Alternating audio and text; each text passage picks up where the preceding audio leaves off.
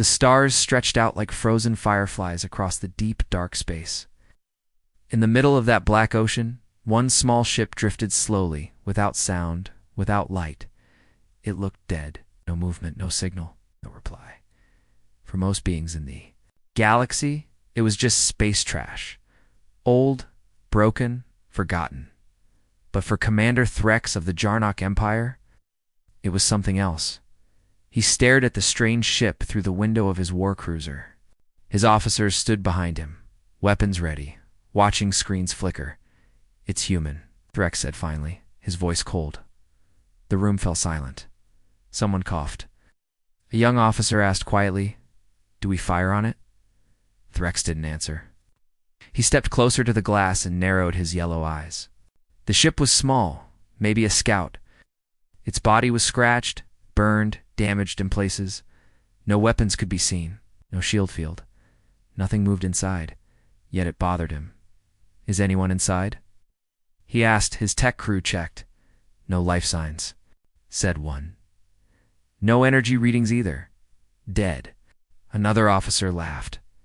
"Typical humans. Always weak. Probably ran out of fuel and floated here for years. This is what they send into space?" Threx didn't laugh. He kept watching. His sharp eyes picked up strange lines along the ship's sides. He zoomed in. The lines looked like panels. They didn't match any known human design. "Get me a scan," he ordered.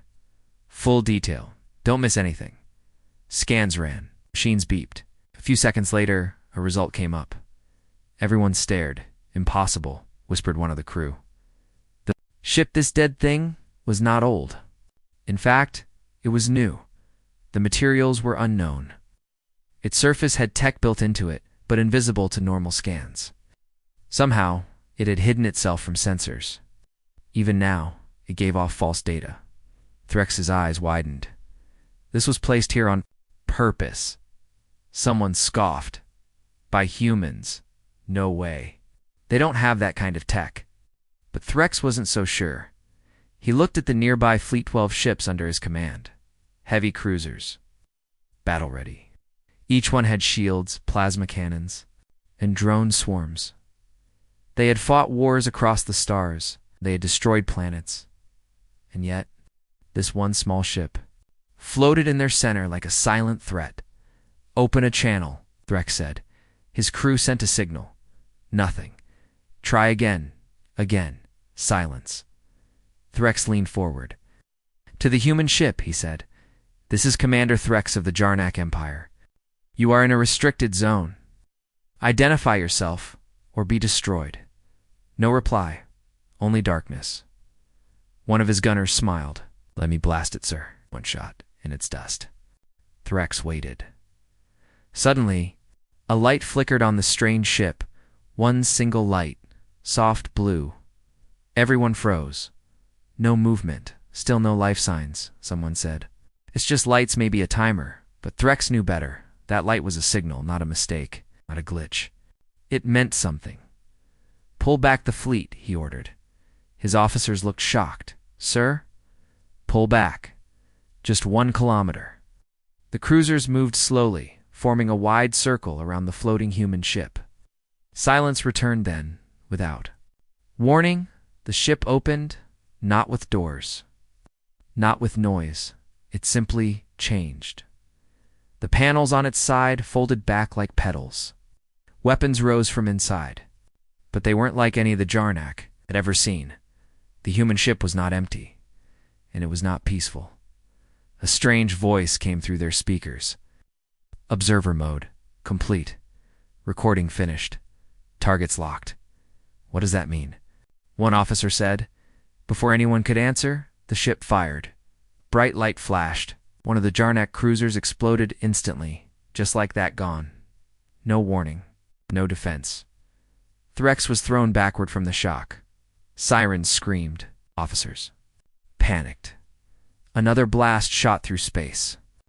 A second cruiser lost power and drifted into a black hole nearby. "It's attacking. Shields up. We can't. Our systems aren't responding." Something was blocking their tech. Jamming signals. Breaking code. The human ship's maul alone. Silent was fighting 12 warships, and it was winning. Threx got up, bleeding from his head. His mind raced. Retreat. Full retreat. Ships tried to turn. Too late. Drones launched from the human ship. They weren't metal. They were black light like shadows, fast and sharp. They cut through holes like paper. More screams, more fire. Where did this ship come from? Someone shouted, "No one knew." Another screen lit up. A message appeared in glowing words. Phase 1 complete. Threx read the words again and again. What did it mean? Was this revenge? Wait. The human ship didn't chase. The fleeing cruisers simply sat there, again silent. Still, the weapons folded back in, the light turned off. Now it looked dead again, but Threx knew better. Humans had never stopped fighting. They had only waited, and now they were waking up. Far across the galaxy, deep under Earth's surface, a command center lit up. People in gray uniforms watched the battle replay. One woman wearing a headset smiled. "It worked," she whispered. "The bait worked." Man beside her nodded. "Now they'll know. We're not easy prey." On a screen behind them, dozens of other ships powered on dark, deadly human. The galaxy would never be the same. Deep under Earth's surface, in a cold command room, surrounded by steel walls and glowing screens. No one spoke. They had just watched the full recording. 12 alien ships had surrounded one human craft in deep space. Only one ship. It wasn't theirs. The room was filled with silence. Not fear, but focus. The commander of Earth's Shadow Fleet, General Rhea Lawson, stood at the center. Her hands were behind her back. Her eyes didn't blink as the battle replayed again. On the large screen in front of her, everyone else in the room watched in silence too. Some were scientists, some were soldiers. A few were engineers and intelligence officers. But all of them knew the truth now. The plan had worked. Phase 1 was over. General Lawson finally spoke. "How long before the Jarnak report this to the Galactic Council?" A man with silver glasses, Director Holm, answered quickly. "They've already sent a distress signal. The Council will know within minutes." "Good," she said. No one smiled. No one clapped. This wasn't a victory party. This was only the beginning. Outside the bunker, the world still looked peaceful. Children played in parks. People went to work. Earth looked quiet, simple. Even weak, but under the ground, behind closed doors. Humans had been building something for years. Not just ships, not just weapons. An entire strategy for over 100 years. Earth had played a dangerous game. It acted slow, stupid, weak. They avoided wars. They avoided noise.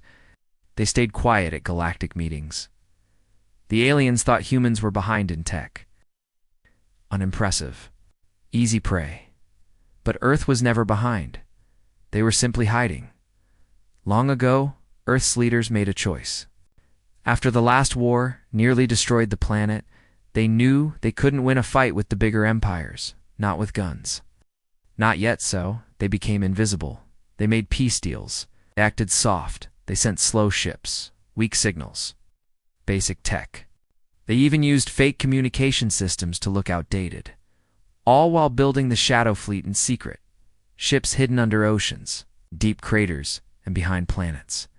Every one of them more powerful than anything the aliens had seen, and no one knew until now. The plan had always been to wait for the galaxy to make the first move. Now they had. The Jarnak had seen a lonely human ship and thought it was an easy kill. Instead, they had walked into a trap. The humans had recorded everything, sent false signals, placed the ship exactly where they knew the Jarnak would find it. And when the aliens attacked, the world saw what Earth could really do.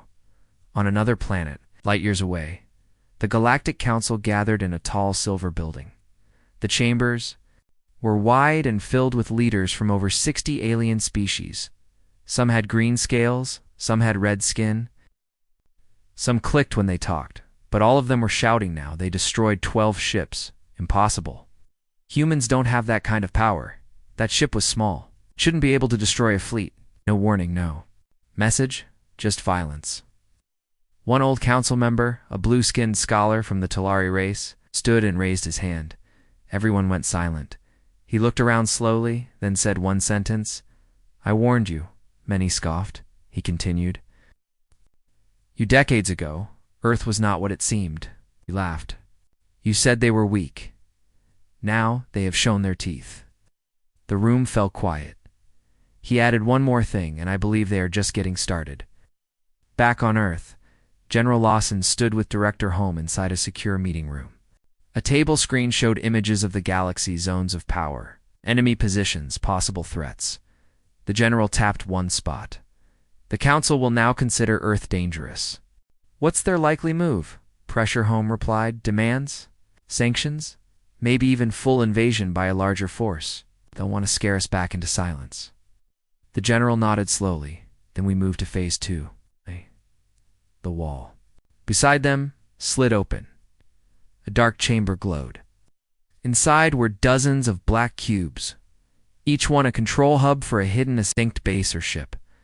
Lawson walked forward and touched one cube. Instantly, signal was sent to 20 locations across the galaxy. The humans had secret outposts in places no one even knew existed. Old mining moons. Abandoned research stations. Lost asteroids, all of them now alive again. Engines warming, weapons unlocking, AI. Cores coming online, each of them had waited for the signal, and now it had come. Meanwhile, in orbit above Mars, another hidden ship powered up. Its name, Silent Hammer. No one had ever seen it.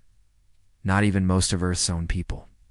It was shaped like a comet, dark and smooth, with no visible engines. Inside, a crew of 30 sat ready. All were trained from birth. All had one goal: protect Earth at any cost. Their commander, Captain June Rivas, stood at the front. She read the alert on her screen. Phase 2 initiated. Secure data. Await strike. Order. She turned to her crew. We move into black space now. Radio silence. Masked drive. Engage cloak. The ship faded from view as it moved into the dark edge of the solar system. On the other side of the galaxy, alien empires were panicking. The Jarnock Empire called for war. The Valeri Confederation wanted to study the human weapon. Others wanted Earth's tech, but no one agreed, because they were afraid. If one small human ship could destroy 12 heavy cruisers, what else was Earth hiding? And if Earth had planned this, what was the next step? The answer came 2 days later. A signal. One line. From Earth, sent in every known galactic language, it said, "We are awake now. Let the stars decide what comes next." The Kepler-9 mining colony was quiet under the twin suns. Small machines dug deep into the rocky surface, pulling out precious minerals.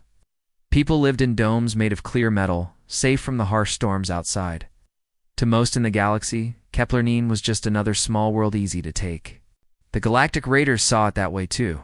Commander Threx received the reports. "Kepler-9 is unguarded," his officer said. "There's only miners and workers here, no military ships in orbit. We can take it with no fight." Threx smiled.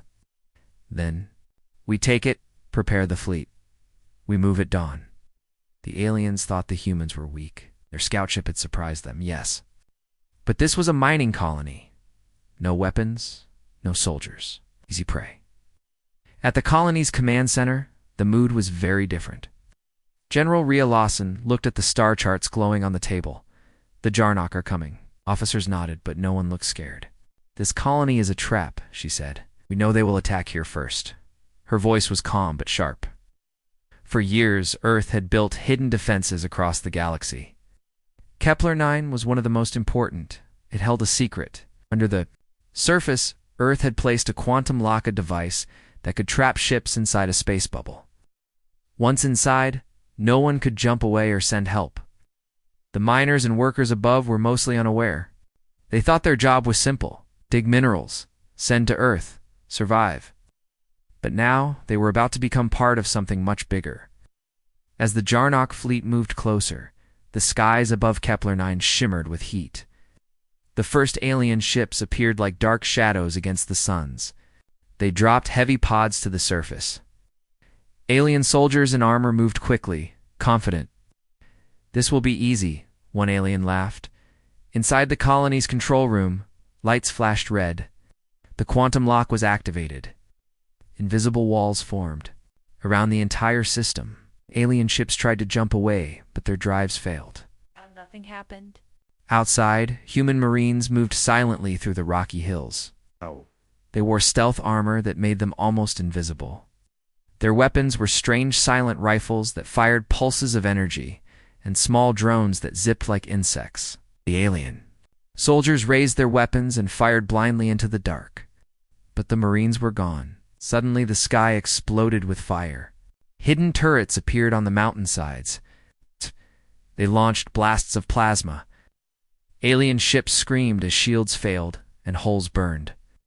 One by one, the Jarnock ships were caught inside the trap. Their weapons could not break the quantum lock. The colony's AI system came alive. "Hostile fleet detected," it said calmly. It sent commands to every defense system. Meanwhile, in orbit, more Earth ships appeared from hiding. They were fast and small, but packed deadly weapons. The Silent Hammer led the attack, firing railguns that pierced enemy hulls. The aliens tried to fight back, but their systems were scrambled by Earth's new tech. One alien cruiser exploded near the colony, raining debris onto the planet's surface. Commander Threx shouted orders, but his voice was shaking. "This is not what I expected." The alien soldiers on the ground were trapped too. Earth Marines closed in, capturing them one by one.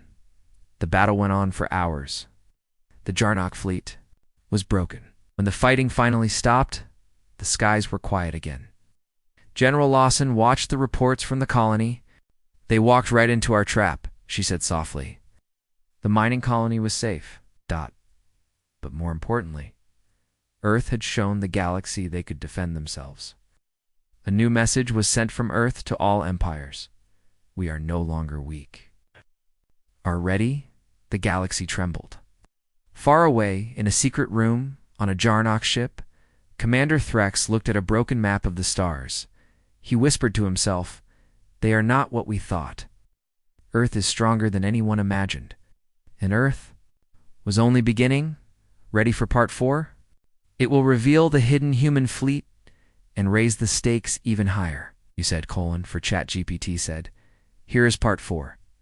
The hidden human fleet in simple, basic English, third-person style, about 2,000 words, with strong suspense and excitement to keep your audience hooked, far beyond the planets and moons of the solar system, where the sun's light was weak and cold.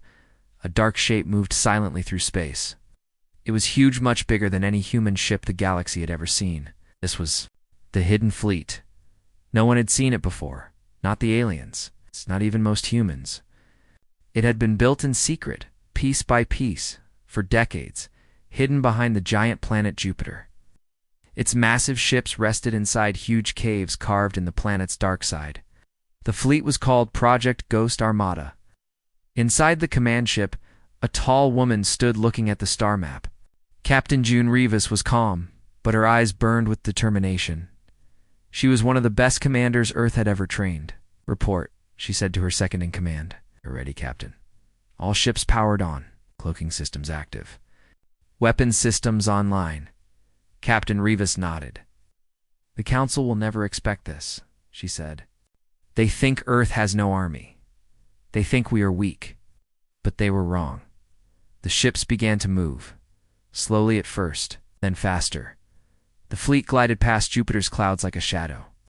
Each ship was equipped with new technology, railguns that fired metal slugs faster than light, drone swarms that could attack many targets at once, and powerful AI systems that made the fleet almost impossible to stop. The fleet was silent, invisible to enemy sensors. Their mission was simple: strike first, strike hard, and show the galaxy that Earth was no longer weak. Far away, on a Jarnock cruiser, alarms screamed. Sensors detected the fleet appearing near the outer system. Commander Threx looked at the screen. "They have a fleet?" he asked, shocked. "Yes, sir," his officer said. "A large fleet, hidden for years. This changes everything." Threx gritted his teeth. The aliens had thought Earth was weak. They had attacked a single scout ship and celebrated. Now, the The real battle was about to begin. Back on Earth, General Lawson watched the fleet's progress on her screen. She smiled. "This is our future," she said. "The galaxy will see what humans can do." Captain Rivas gave the order. "Prepare weapons. Target the enemy's command centers. We begin the counterattack." The hidden fleet moved out of the shadows. New chapter in the war was starting. The galaxy had been warned. Earth was awake and was ready to fight. The Galactic Council sent their message in every known language. It echoed through space, through satellites, across systems, and into human channels. Earth, stand down. Surrender your weapons. This is your final warning. Defense Command Bunker, General Rhea Lawson, stood in silence.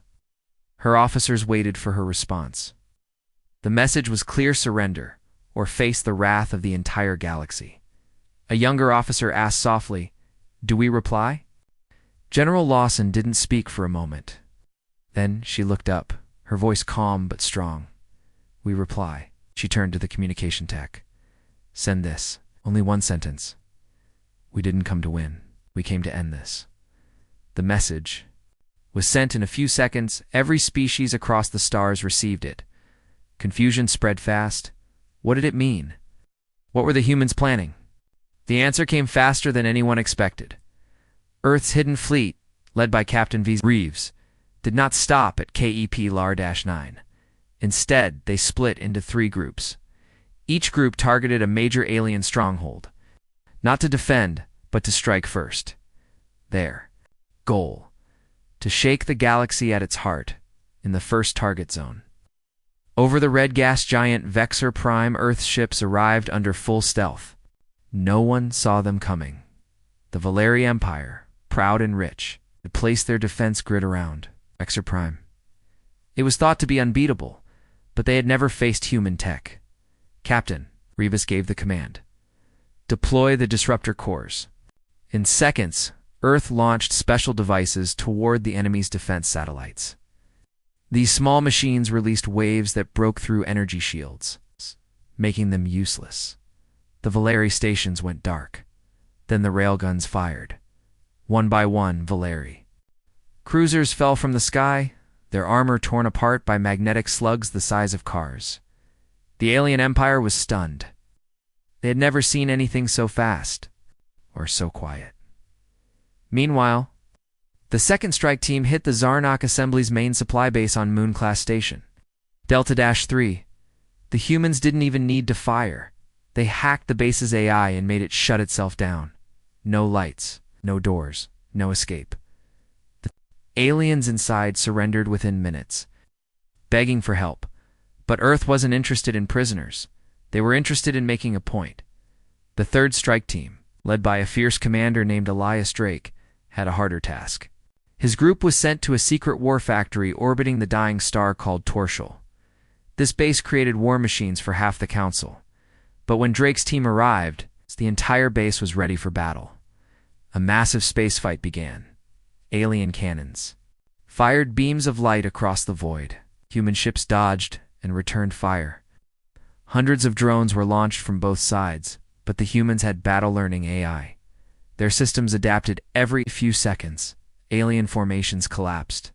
Missiles were intercepted midair. Human stealth ships disabled power cores from behind. Elias Drake flew his own fighter, weaving through enemy ships like a hawk. He reached the factory core and launched a zero-delay torpedo. The factory exploded, turning into a small sun. The council watched all of this in horror. They had given humans a warning. Humans had given them a lesson. Never threaten Earth. On the homeworld of the Zarnak, leaders gathered in panic. They are not fighting to win. One shouted, "They are fighting to destroy." "They don't want control," said another. "They want freedom, and they'll burn anyone who stands in their way." Across the galaxy, other small planets watched in silence. For years they had feared the major powers. Now they saw Earth standing up. Not with talk, but with action. Messages from many of these worlds began to appear in Earth's systems. "We wish to speak. We wish to learn from you. We are ready to join you." General Lawson looked at the growing list. Small colonies, minor races, outcasts, broken systems. They had been ignored for years. Now they looked to Earth for leadership, she said. Quietly, this is bigger than us now. Captain Rivas sent her own message to the fleet. No mercy, no surrender. This is not revenge. This is justice. The galaxy had forced humans into silence for too long. Now Earth was showing its true voice, one that did not beg, one that never spoke the word surrender. The planet Xanthos Prime was called the Jewel of the Eastern Galaxy. It was rich, beautiful, and proud, home to the Xanthari, one of the oldest and most powerful alien empires. For centuries, no one had dared attack it, but that was before Earth rose from the shadows now. The sky above Xanthos Prime was full of fire. The hidden human fleet had arrived. Captain June Rivas stood at the front of the command ship. Vigilant flame, her eyes locked on the swirling red clouds of the planet below. All ships, battle formation, Delta 7, she ordered. We take their teeth before they bite. The enemy's defenses lit up. Dozens of heavy cannons rose from orbiting platforms. Shield domes flared on the surface. Xanthari warships launched from the lower atmosphere, sleek and deadly. From space it looked like a dance of fire and shadows, but this was war. The first shots came from Earth's side. The disruptor cores shot through, the void exploding like silent flashes. The shield generators across Xanthos Prime flickered and died, one by one. Earth's railguns locked onto their marks. The sky rained metal. Xanthari warships moved to defend the capital city. Captain Varnock, the planet's commander, growled into his cums. Destroy the humans. Push them back. This is our home. They do not belong here. But the humans didn't retreat. They advanced fast. Silent ships weaved through enemy fire. Drones darted past fighters, attacking systems directly. Massive rail slugs pierced the engines of Xanthari ships. Captain Rivas gave one clear command. Cripple them. Make them see. This is what happens when you mock Earth. Down on the surface, people looked up in horror. The sky was dark not from night, but from the burning remains of ships falling like shooting stars. Buildings shook from the distant blasts. Sirens screamed. Families ran for cover. Xanthari leaders gathered in a bunker deep beneath the capital. There. Not here to take our world, one said, shaking. No, the elder leader replied grimly. They're here to break us. Above, one of the largest Xanthari ships, the Vieric Sunblade, moved to intercept the vigilant flame. It was nearly twice the size, heavily armored, armed with beam weapons that could slice a moon in half. Inside, Captain Varnock snarled.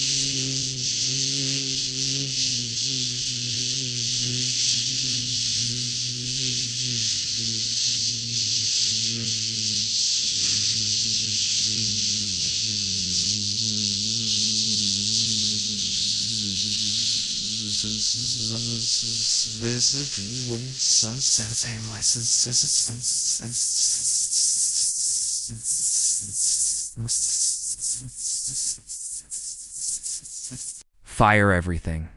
Beams of energy shot forward, sliding the space between them. But the vigilant flame didn't stop. Instead, Captain Rivas gave the order. Deploy the vortex shields. Bring the graviton cannon online. A strange silence fell as the ship glowed. Dark blue. The Vieric Sunblade's weapons hit but bounced off, slowed by invisible pressure. Then Earth's grav cannon fired. Not light, not bullets, but pure force. The Vieric Sunblade cracked down its center, exploded. The shockwave tore through 3 other enemy ships. Nearby, everyone on Earth's side watched in silence. Even the enemy fleet paused. It was clear now this wasn't Just a message. It was a demonstration. The vigilant flame turned slowly, scanning for the next threat. One young pilot on Earth's side, Lieutenant Miles Carter, saw a Xanthari ship targeting Earth's ground strike unit.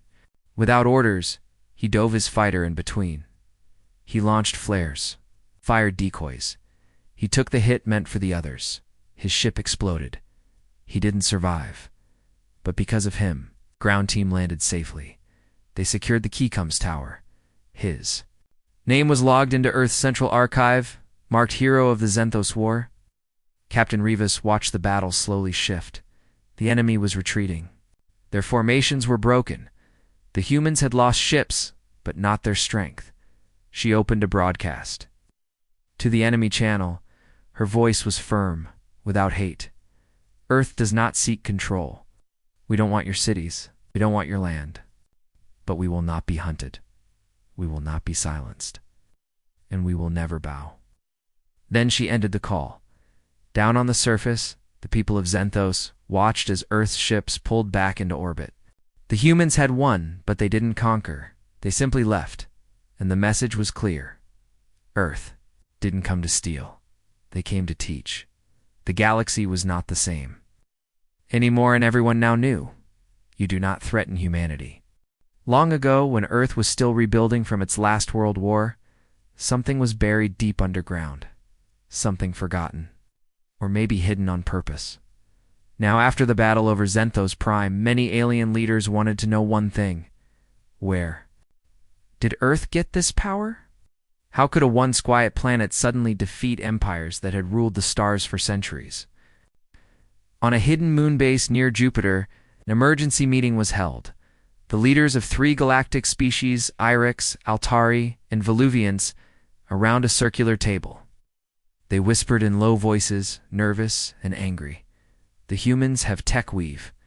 Never seen, said the Zyrex ambassador. We scanned their ships. Some of that energy, ... It's not natural. They're hiding something, the Voluvian agreed.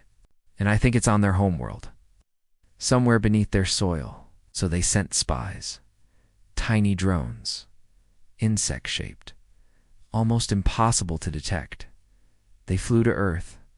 Landed silently in forests, deserts. In cities, they searched for strange signals, anything that didn't match the known tech of humanity, and finally, one drone found it under the ice of Antarctica. Buried miles below the surface, a black structure, pulsing, not made of metal, not built by human hands. It was ancient and alive. The drone sent a single, blurry image before it was destroyed by an auto-defense system, but that was enough. The Galactic Union sent a secret task force. Their mission: enter Earth's territory quietly, find the object, take control. They believed humans would never notice. They were wrong. Within minutes of the alien team landing on Antarctica, Earth's warning systems activated. The signal was received at Earth Command HQ, located beneath the Rocky Mountains. Commander Alina Cross read the alert. Unknown signatures. Unauthorized life forms detected near the Black Vault. She didn't hesitate. Send the Sentinels. She said. 12 humanoid machines woke from deep sleep. They had no faces, no emotions, only orders. They launched through underground tunnels. By the time the alien team reached the black structure, the temperature around them dropped to minus 80 degrees Celsius. Their weapons stopped working. Their ships shut down. The ice cracked. And from the darkness, the Sentinels came. The alien team opened fire. It didn't matter. One by one, they vanished. Not killed, erased. Not even their bones remained. Back at Galactic Command, the leaders received only silence. Then a message came from Earth. It was short. You crossed the line. Stay away from the vault. The truth shocked even Earth's own people. Captain Rivas was called back to Earth. There. She was taken to a room she had never seen. It was deep below the surface. Below any known level of the planet's defense grid, only one person waited there, an old man. White-haired, dressed in a simple black coat. He had no title, but everyone called him the Keeper. He spoke softly. You've done well, Captain. You've kept Earth safe. But now you must know. why we must always stay hidden. Then he showed her a screen. It played a recording from 10,000 years ago. A war. Not between humans, but between something else. Beings of light, of shadow, fighting across galaxies. One side lost. The last survivors came to Earth. They weren't human. But they looked like us. They called themselves the First Flame. Before they died, they gave humans a gift, a weapon, a living machine. It could think, learn, defend. But it could also destroy entire civilizations if used wrongly. That weapon was locked beneath Antarctica. That was the vault. And Earth had promised the First Flame. We will never use it unless the stars themselves fall. Captain Rivas looked at the screen, heart heavy. So that's why we hide our strength? The keeper nodded. If the galaxy knew we had this, they would destroy us, or worse, try to steal it. Do you think they know now? She asked. The keeper's eyes were cold. They suspect. And that means we are entering the final phase. Earth didn't want to conquer. It wanted to survive. But now, with so many empires angry, and with whispers of the vault spreading, the galaxy was changing. Captain Rivas looked up at the dark ceiling above her. She had always believed humans were fighting just to prove they belonged. Now she knew the truth. Humanity was protecting something far more dangerous than anyone could. Imagine not a weapon of destruction, but a secret that could change the fate of every life form in the galaxy. And Earth was the only one trusted to guard it. The entire galaxy was watching. Every screen, every planet, every space station after the battle on Xanthos Prime. After the failed attack near Antarctica. After the whispers about Earth's hidden power, broadcast began. It did not come through the usual channels. It hijacked all frequencies. Military, civilian, encrypted, private, no. One could stop it. The screen turned black. A human woman appeared. She stood tall, calm. Her uniform had no name. No flag, just a single silver circle on the chest. It was Captain Alina Rivas. She looked directly into the camera. Her voice was steady. This is Earth, she said. To all empires, alliances, and species across the stars, listen carefully. There was silence across thousands of worlds. No one dared to speak. Captain Rivas continued. For too long you called us weak. You believed humans were easy prey. Images flashed behind her. Wounded soldiers on Mars. Civilians hiding during the invasion of Titan. Children running from alien drones on Europa. You attacked our colonies. You destroyed our ships. You thought we would break. More images. The turning point on Xanthos Prime. Earth's hidden fleets. Human warships rising from behind moons. Sentinels walking through fire. Entire enemy armies falling back. But we didn't break, she said. We remembered who we are. Then the screen changed again. It showed the vault, buried under the Antarctic ice. Pulsing, ancient, alive. Captain Rivas stepped aside. A voice came through. It wasn't human. It wasn't alien. It was something else. They swore to protect the flame. And they have. The voice echoed across every ship, every emperor, every queen, every warlord. Listened. The screen showed a final message. We did not build this weapon to be used. We gave it to those with hearts strong enough to resist power. The First Flame chose Earth. If any seek to take it, then let the stars burn. The message ended. The screen went dark. In that moment, the galaxy changed forever. For the first time, they understood. Earth was not just another planet. It was a gatekeeper, a protector of something bigger than war. Bigger than politics, a living secret that had survived for 10,000 years, and humanity had passed the test. Empires fell silent, wars paused. A strange fear settled over those who had once laughed at humans, not because of what Earth could do, but because of what it had chosen not to do. Later that night, Captain Rivas stood on the command deck staring at the stars. A young officer beside her whispered, "Do you think they'll still come?" Rivas nodded. "They always come." She looked down at a small device in her hand. It pulsed once, twice, then stopped. But now, they'll come with respect. Behind her, Earth's fleets prepared, not for war, but for a new future, where peace was not weakness, where silence did. Not mean fear, where humanity no longer needed to prove itself, because now, Galaxy knew, Earth was never the prey. It had always been the one holding back the storm, and finally it had spoken.